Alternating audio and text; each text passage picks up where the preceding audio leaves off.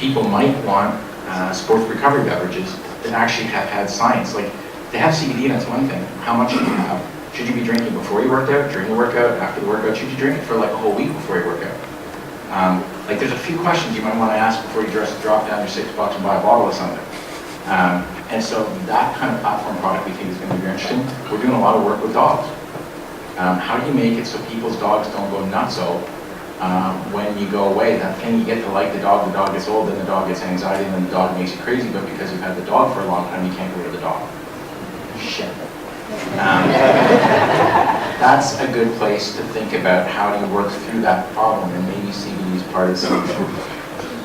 Talking back about the beverages and a potential like a sports recovery drink, would you leverage some of the expertise of your partner Constellation Brands with that product? Yeah, so here's the great thing with Constellation. So we spent a lot of time, 5 years, working on how do you make a beverage.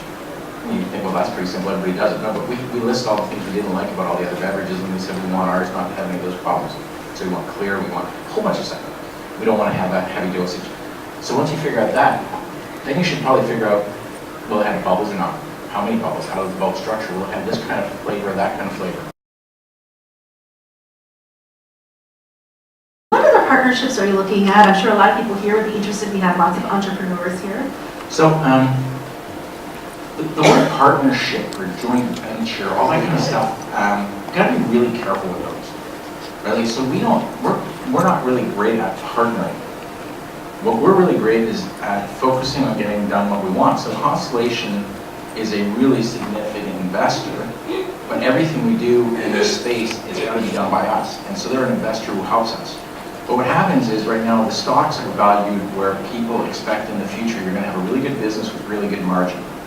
And if what you do now is you take shortcuts and make a bunch of partnerships and joint ventures, and then in the future you're fracturing up all of the money that would have otherwise come into the one pot, then the market won't like you because you gave away all your future or shared it with everybody. And so what we tend to do is work with companies until we understand them and then buy them 100% in Canopy Growth. And if we're not going to do that, we have a thing called Canopy Rivers, which is like a venture division, and it's happy to take a 10, 15, 20, 30% position. And then what we do with Rivers, once they've invested the money, we work with the companies that they invest in, and growth helps them with intellectual property, whatever we can, because typically we'll have the right to buy them in the future at quite a good return for the entrepreneur who started it. So we tend not to partner, joint venture, and growth. We tend to just try and 100% operate, unless it's science. We've got half a dozen universities we work with on things like that. It's very bad manners to be in another country and comment on their politics, and then I immediately comment on their politics. We work with Acreage very closely. I think what we believe will make it not federally legal, but make it so that it's federally permissible. Because who in this room thinks that they're going to have a federal bill that says everywhere in the country it's okay to party with cannabis? I'm not feeling that. But if they've already at a state level made a decision that it is okay, and it is okay to have medical and rec, then the feds could allow the governments at the state level and start overlaying certain instruments, whether or not the FDA gets involved, etc. So would the states, something like the States Act be the States Act, we think, allows it to be federally permissible. And that simply means that in that state you can do what you can do, but it'll be complicated as hell after that. Can you do your state commerce, all these things, I don't know. But I do think that triggering event for our work with Acreage is in the next 2 years, and we'd like it to be about 18 to 24 months, because after June 19th, what we can do is everything we've experimented and created, we can lend to them to use on a license that costs nothing.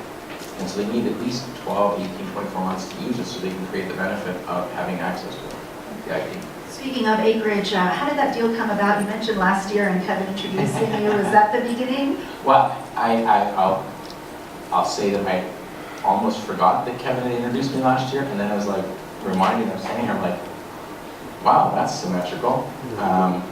So the way it came down is we want to be in the US. We're in 16 other countries already, but we want to also be on the New York Stock Exchange. We want to be having Bank of America as a bank. We want Constellation to keep their stock, etc.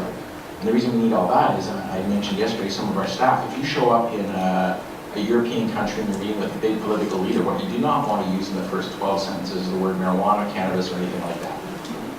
So what you want to talk about is the fact that the company's listed on the New York Stock Exchange. Isn't that a terrific company?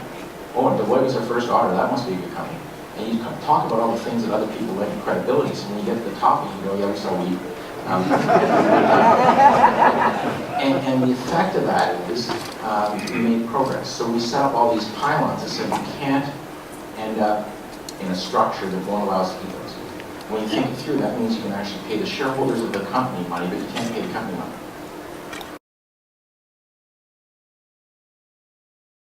The next big demand window is Q4.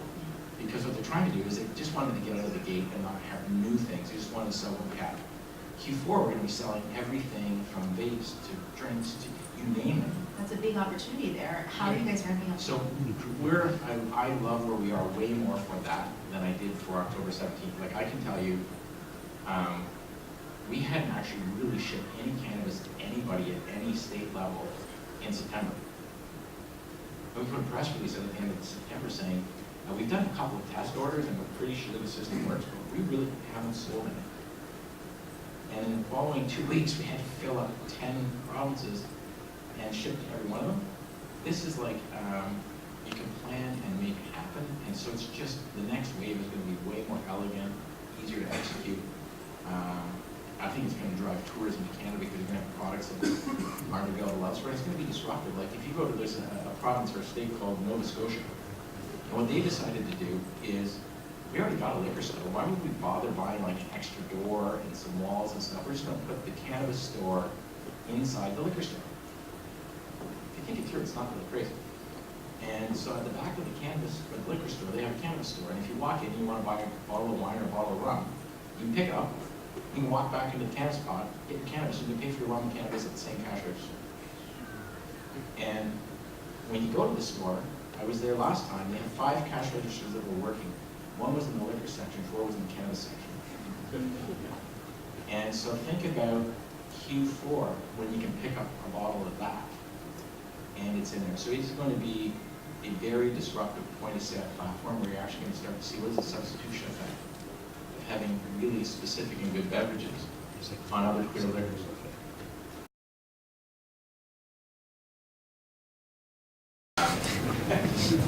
I think a bunch of countries banned it for a bunch of funny reasons that were just ridiculous, and that it's had, you notice I never called the black market, I called it the illicit market, because I think it was inappropriately aligned. And we should probably all try to say, like, our words matter. So it's an illicit market. 3 things. One is, I think that anyone who is in a circumstance of having had their life damaged because they were arrested, convicted, and charged with an offense that would no longer be illegal should be exonerated, and that is occurring now in Canada. Now, if you happen to have made a transport truckload full of weed and were caught going down the highway, that's a wholly different thing. Second thing is, I think that I mentioned the equity and the options. I do think there should also probably be some allocation of issuance of licenses to people that are target outcomes, but they also might want to think about where you grow it. So if you get a license and then you go and move where everything's already industrialized and everybody has work, guess who doesn't get the jobs? The disadvantaged. So where your license is located should matter too in terms of your production assets, so that people who are actually in the adjacent areas can actually get income without transit. And so you got to think that one through, and it matters where they have to locate. The final part for me is, I think you're stupid business if you don't appeal to all demographics. And so I don't know how we constantly think about that and implement it, but you should end up in alignment where there's a face to each target market and that you're not biased against it. I will say in Canada, one of our challenges has been how do we create an opportunity for First Nations people? Because they're geographically often displaced and very challenging to grow in that area. But we're looking at certain states where we can actually make them our retail partners. Bring them in, and at that point of sale, that becomes a great business space and it can be controlled and governed. So I probably can't be more helpful on the U.S. circumstance, but you'd be a pretty dumb business not to want to have everybody feeling that they're included and welcome as a customer. It usually goes back to ownership.